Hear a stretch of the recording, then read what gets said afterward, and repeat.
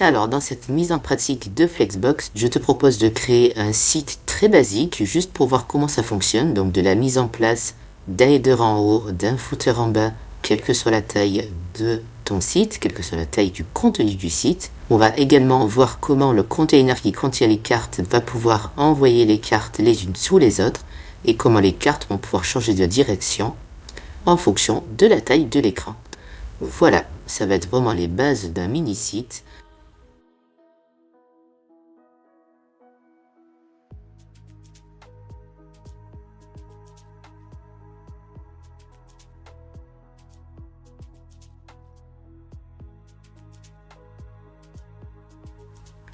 Allez, je vais ranger ça ici. On va se le garder sous les yeux en modèle. Et on est parti, on va se créer notre index.html avec notre doctype. On se met en français. On va se mettre le link CSS. En title, ce sera site en Flexbox. Et on est parti pour le body. Alors, on va avoir en haut un header qui contiendra un H1.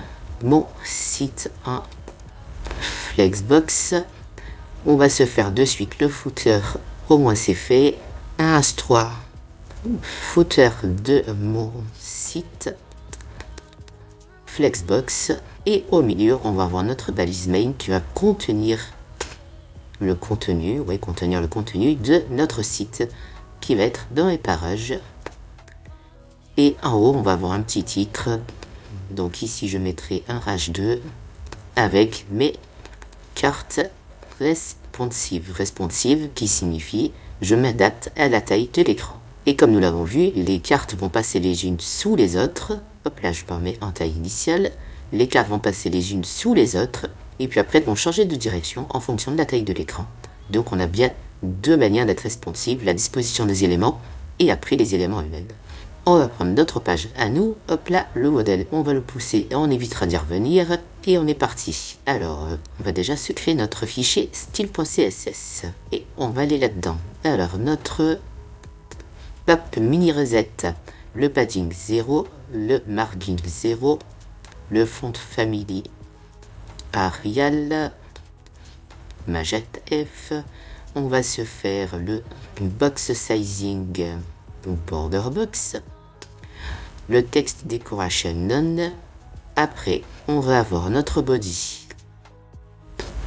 Donc, notre body, il a un background color de dièse de 3. On va écrire en blanc, donc color white. Notre header, hop, là je ne virgule, ça sert à rien. Notre header, je vais lui donner un background color de dièse 1, 2, 3 fois 0, donc bien noir. On va donner un padding de 30 histoire de donner un peu de place à tout ça. On va se faire un petit box shadow pour qu'il y ait un petit effet blanc en dessous. Donc 8, ça sera que sur le dessous. On va mettre un 0 pour le latéral, 10 px pour aller vers le bas, 10 px de flou. Et on mettra une couleur FFFFFF. J'y en ai bien 6 et 80, ça ira bien. Pour le footer, on va reprendre à peu près la même chose, donc je le copie avec ma jalte flèche du bas. Ici, je vais mettre mon footer et ce sera ici une valeur à -10 pour que l'ombre soit vers le haut. Comme effectivement, je veux que ma partie main prenne un maximum de place pour pousser le footer vers le bas, mon body, je vais lui dire tu vas prendre display flex. Donc je vais pouvoir jouer avec mes éléments un peu comme je le veux. Tu vas te mettre en flex direction column pour que les éléments soient les uns sous les autres. Et mon point main, je vais me mettre en dessous. Alors c'est pas un point main, c'est juste un main, pardon. Ce n'est pas une classe mais une balise. Je vais prendre un flex gros de 1. Et hop, mon footer, il va aller tout en bas. Si et seulement si mon body a une min height 200 VH. Donc mon body fait au moins 100% de la hauteur de l'écran. Et donc mon footer va tout en bas, quel que soit le contenu de mon main. Mon main, je vais mettre un padding de 40 en haut et en bas et de 20 à gauche et à droite, histoire que ce soit pas trop collé. Alors, dans notre header, on va se mettre un petit texte align center, histoire de, voilà, centrer ça. Et dans notre footer, pareil, il y a un texte align center.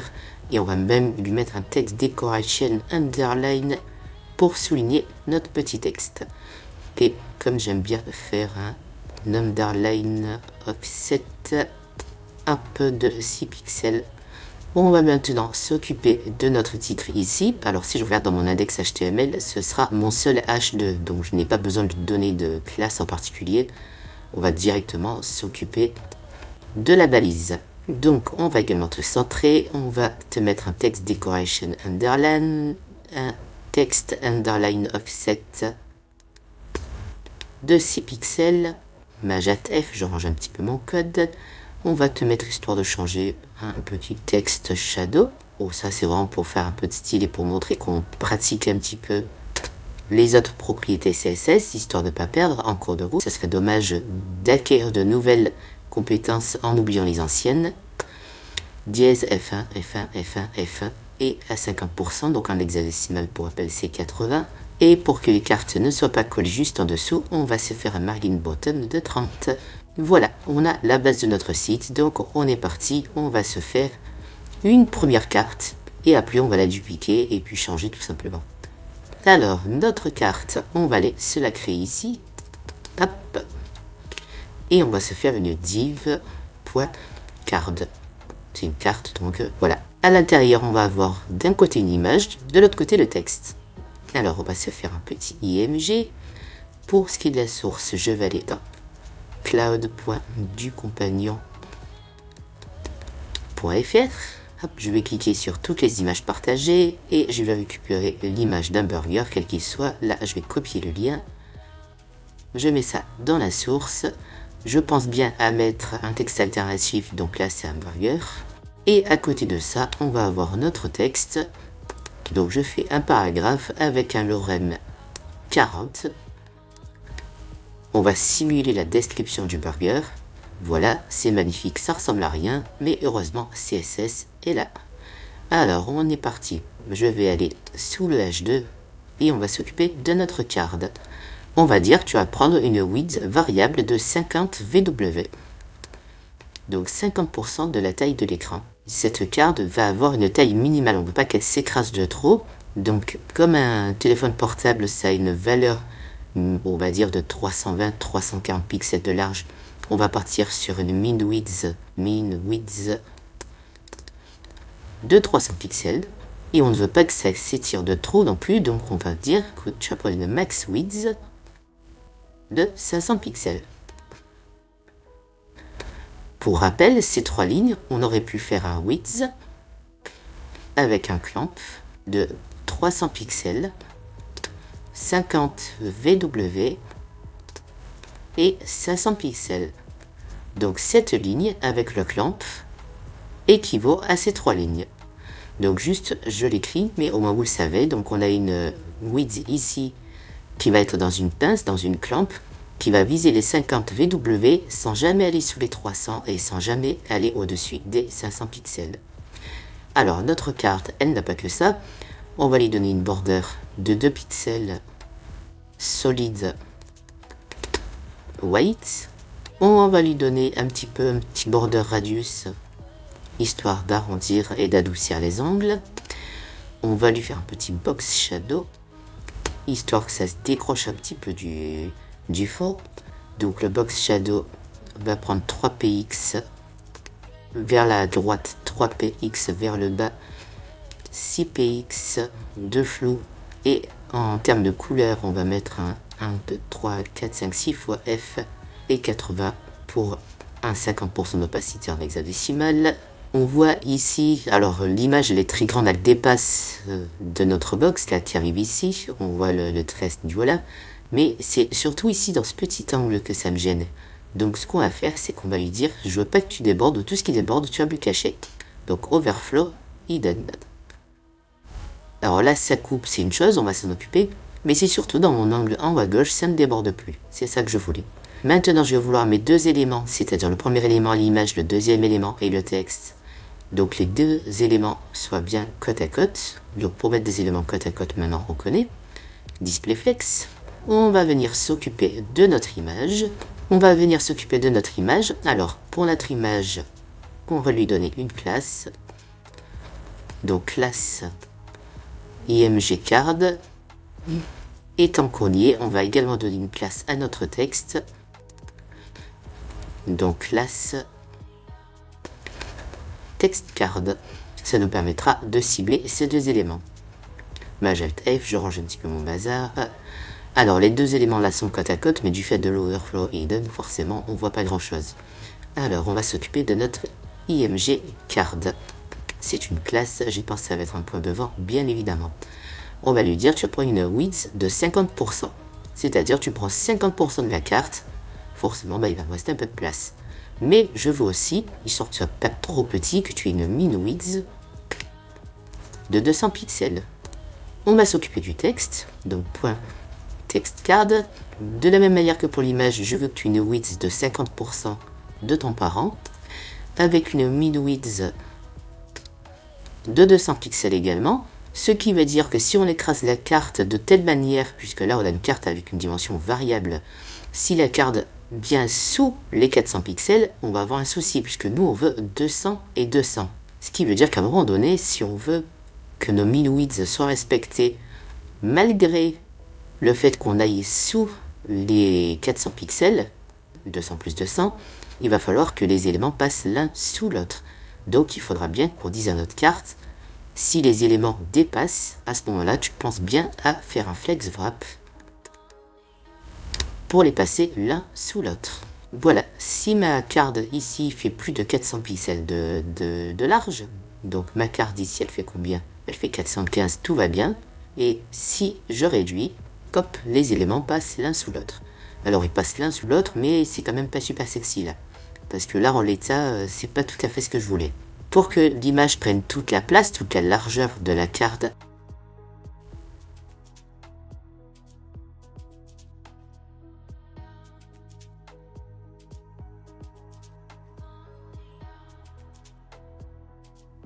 grâce à Flex Grow, on va pouvoir prendre toute la place pour vraiment prendre toute la largeur de la carte et puis avoir l'image bien complète et pas de mauvais rebord ou pas de mauvaise marge qui sert à rien. De la même manière, notre texte, on va le mettre en Flex Grow 1. On va se faire un Text Align Justify. Voilà, là, ça a déjà une meilleure tête. Et comme ça pourrait un petit peu s'écraser, j'ai pas trop envie que ça s'écrase de trop, on va quand même lui donner une min 8. Une min 8 de 150 pixels. Histoire qu'il y ait toujours un petit peu de consistance au niveau du texte. Imaginons on ait un descriptif beaucoup plus court que ça. Là, si en lieu et place d'un lorem 30, je fais un lorem 10 parce que la personne qui a fait la carte n'était pas très inspirée. J'aimerais pas que ma carte soit trop écrasée. Donc je vais bien donner un min 8 de 150 pixels. Et en plus, quand on va être comme ceci, je veux pas que ce soit ici, je voudrais plutôt que ce soit centré. Donc je vais dire Display Flex, Justify Content Center et Align Item Center. Et comme effectivement là en plus on est un petit peu collé sur les bords, je trouve pas ça génial, on va lui donner un petit padding de 10. Voilà, là ça me semble pas mal, là ça me semble pas mal, en plus on est centré, super. Et on va pouvoir se remettre un lorem 30, Voilà, on a notre card qui change de sens, qui s'adapte à notre écran. Et bien maintenant, la dernière couche, histoire d'avancer sur notre projet, c'est de créer plusieurs cards. Alors comme on avait vu sur le projet initial, l'idée était que les cards passent les unes sous les autres en fonction de la taille de l'écran. Donc pour ce faire, on va se créer un container. Donc je récupère toute ma card, je fais un Alt W puisque je m'étais fait un petit raccourci qui va bien, pour mettre ça dans un div container. Hop, je vais faire container correctement, ce sera encore plus sympa. Ma carte ici, je vais la prendre et je vais la dupliquer pour en avoir 4. Donc elle est toute sélectionnée, je fais un Maj Alt, flèche du bas, flèche du bas, flèche du bas. Je vais aller me sélectionner d'autres burgers. Donc là c'est le burger poulet, peu importe.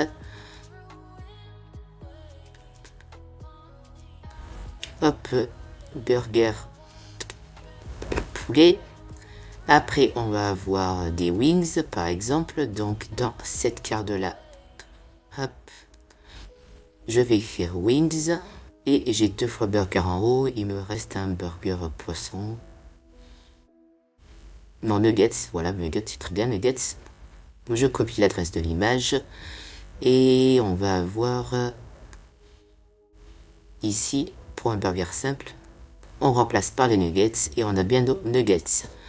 Donc je vérifie, j'ai ma carte avec burger single et j'ai un burger en texte alternatif, mes nuggets avec nuggets en texte alternatif, le chicken avec burger poulet et les wings avec wings en texte alternatif. Je viens revoir mon site voir à quoi il ressemble. Ok, j'ai bien mes images différentes. On va s'occuper de notre container. Alors je viens dans style.css et on va venir au-dessus de card puisque le container est parent de card. Il est même parent de H2. Tiens, on va venir plutôt ici. On se fait un peu de place, mais on va se faire notre container. Alors, déjà on va vouloir ranger un petit peu nos éléments. Donc on va se faire un display flex. Là, on voit que les éléments, ils s'écrasent un peu, ils sont moyennement contents.